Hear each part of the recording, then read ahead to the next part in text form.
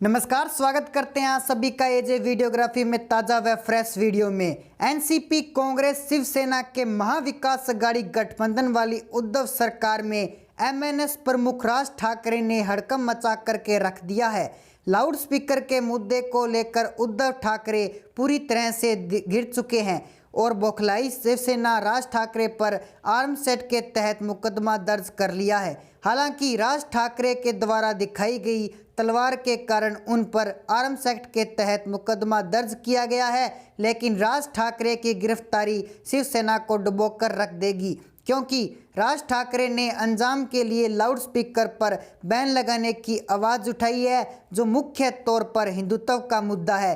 और हिंदुत्व के इस मुद्दे को ध्यान में रखते हुए राज ठाकरे की गिरफ्तारी उद्धव की पुलिस करती है, तो फिर जनता जनार्दन में राज ठाकरे हिंदुत्व का एक मजबूत चेहरा बनकर उभरेंगे, जो बीएमसी चुनाव में शिवसेना के लिए एक बहुत बड़ा झटका साबित होगा। और राज ठाकरे की गिरफ्तारी नहीं हुई तो एनसीपी और कांग्रेस शिवसेना पर दबाव बनाएंगे।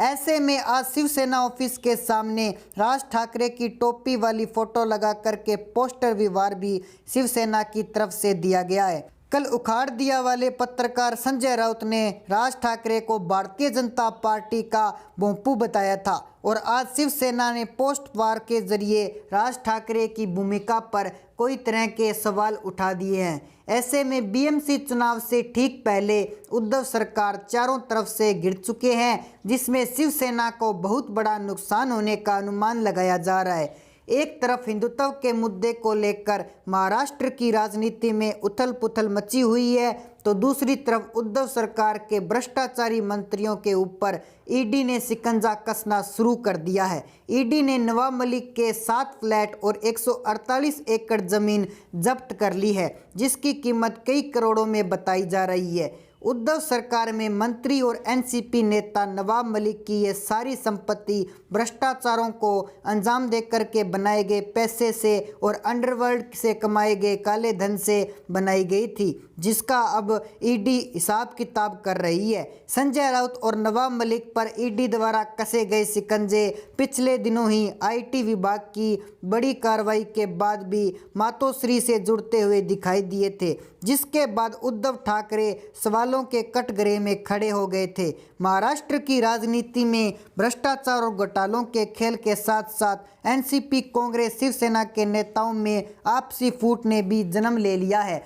कभी कांग्रेस के 22 विधायक दिल्ली में 10 जनपद पर सोनिया गांधी के सामने उद्धव सरकार के खिलाफ राग विलाप लेते हैं और महाविकास अघाड़ी गठबंधन से बाहर निकलने की हिदायत भी सोनिया माता को दे देते हैं। कभी एनसीपी सुप्रीमो शरद पवार प्रधानमंत्री नरेंद्र मोदी जी से मिलने के लिए अचानक ही उनके ऑफिस पहुंच जाते हैं और इस सीक्रेट बैठक में कई अहम फैसले एनसीपी प्रमुख शरद पवार और प्रधानमंत्री नरेंद्र मोदी जी के बीच में लिए जाते हैं।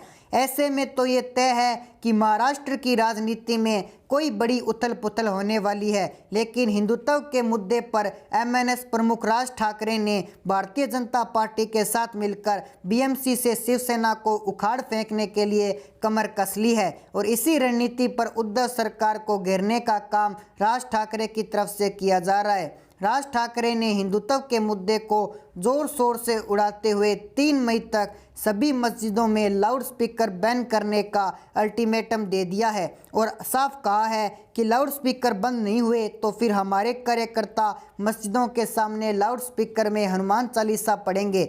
इसी क्रम में शिवसेना दफ्तर के सामने राज ठाकरे के कार्यकर्ताओं ने हनुमान चालीसा का पाठ पढ़ा तो उद्धव की पुलिस ने उठाकर उन्हें जेल में डाल दिया, जिसके बाद शिवसेना हिंदुत्व के मुद्दे पर गिरती हुई नजर आ रही है। तो दोस्तों, ऐसे में आपकी जो भी राय है आप हमारे कमेंट सेक्शन के माध्यम से ज़रूर बताएं। साथ ही हमारे चैनल को कर लीजिए सब्सक्राइब, ताकि हमारी नए नए अपडेट्स आप तक पहुंच सके। जय हिंद, जय भारत।